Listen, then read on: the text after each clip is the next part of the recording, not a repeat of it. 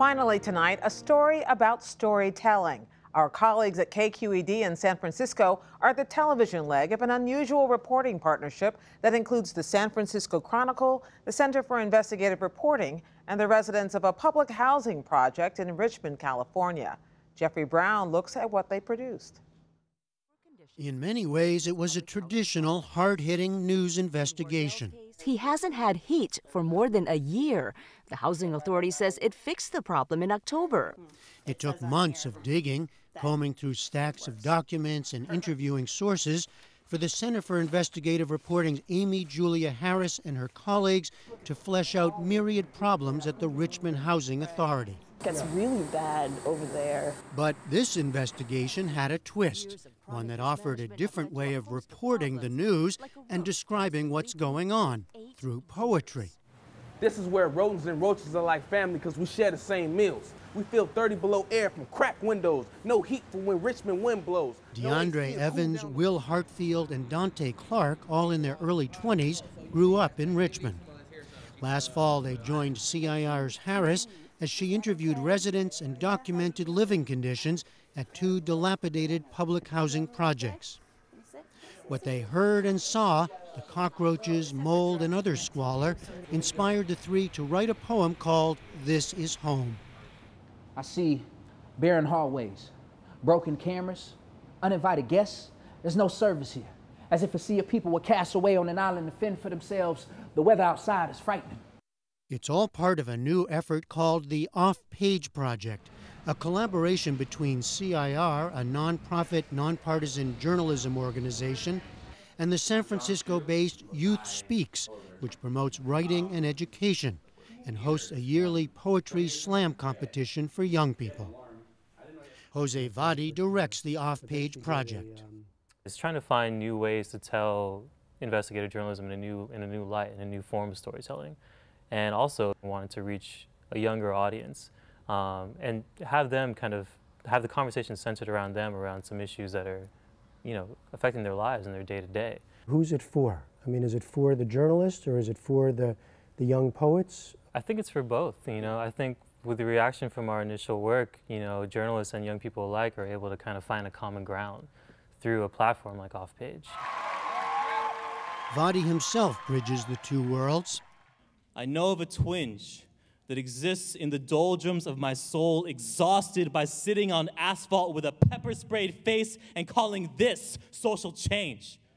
He's a two-time National Poetry Slam champion and a playwright who now has a desk in a newsroom.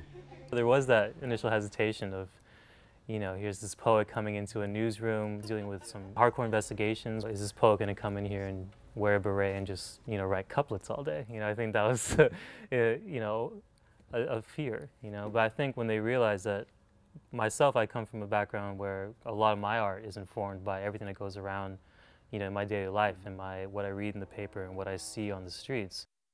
The Richmond housing story is actually the 5th journalism poetry collaboration for Off-Page.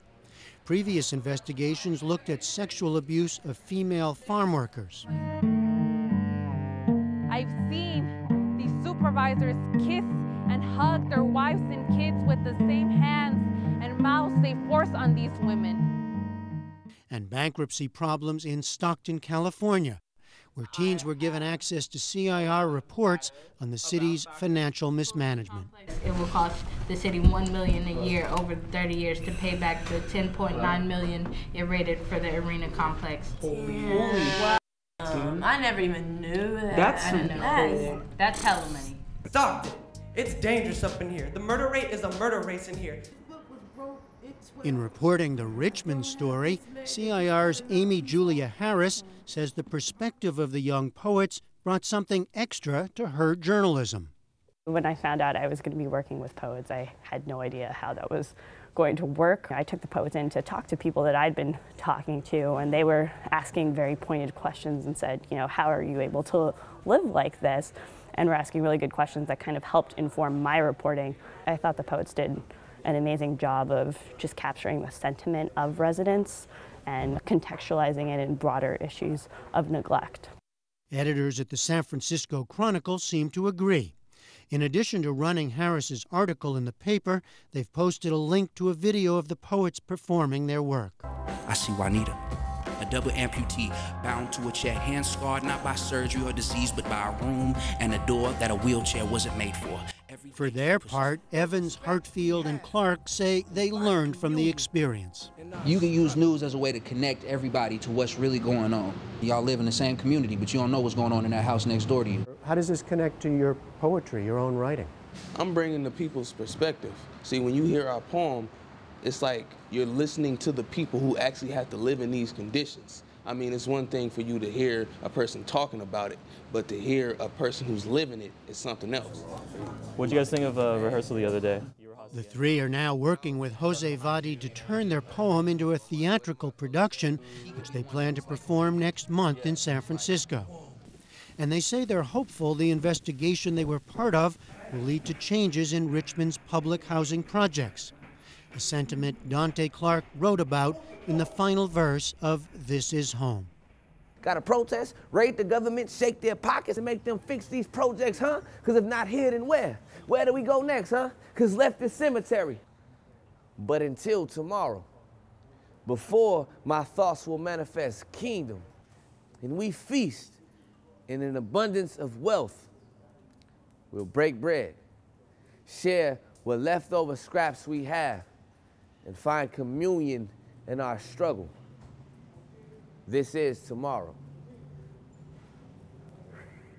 The story on the Richmond housing investigation aired Friday on KQED in San Francisco. And online, you can watch the poets perform This Is Home. The entire KQED CIR report is posted on Artbeat.